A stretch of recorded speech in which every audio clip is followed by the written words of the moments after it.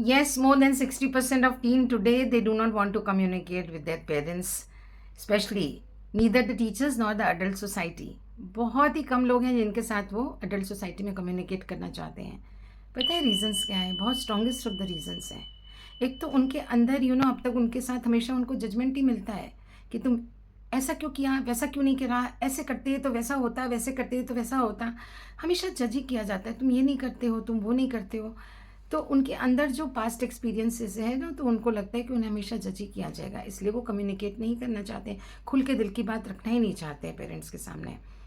Second है कि उनको ना हमेशा एक डर रहता है मन में कि उन्हें नेगेटिव कमेंट्स ही मिलेंगे, क्रिटिसिज्म ही मिलेगा, कंप्लेन ही मिलेगी, करेक्शंस ही मिलेंगे.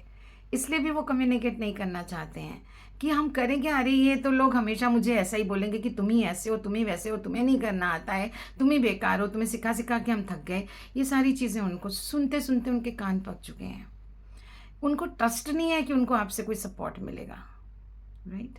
वो नहीं वो उनका पास्ट एक्सपीरियंस ये कहता है कि कुछ नहीं यार, हमेशा जाके कंप्लेन कर देते, मेरे माँ बाप ही मेरी कंप्लेन करते रहते हैं, मुझे क्रिटिसाइज करते रहते हैं, मुझे हमेशा करेक्ट ही करते रहते हैं, ऐसे कि मुझे एकदम फील कराते हैं कि मैं बिल्कुल वर्थलेस हूँ, मुझे कुछ आता ही नहीं है.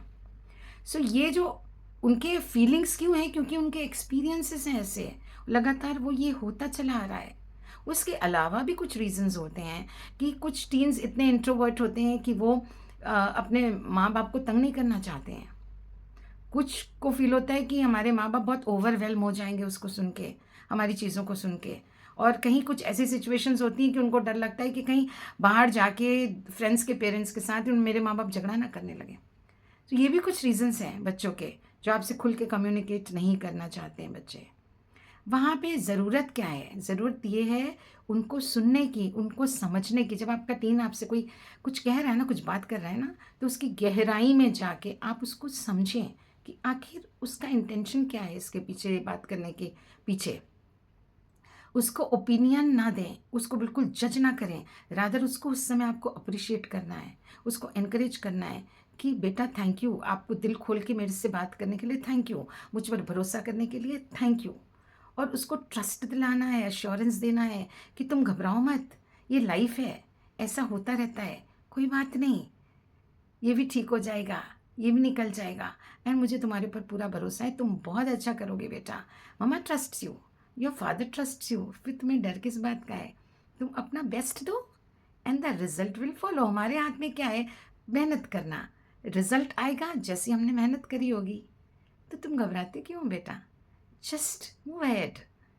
तो इस तरह से जब हम कंपैशनेटली अपने टीन से बात करेंगे, जब हम उसको अश्योरेंस दिलाएंगे, तो ऐसी क्या चीज़ है जो हमारा बच्चा अचीव नहीं कर पाएगा?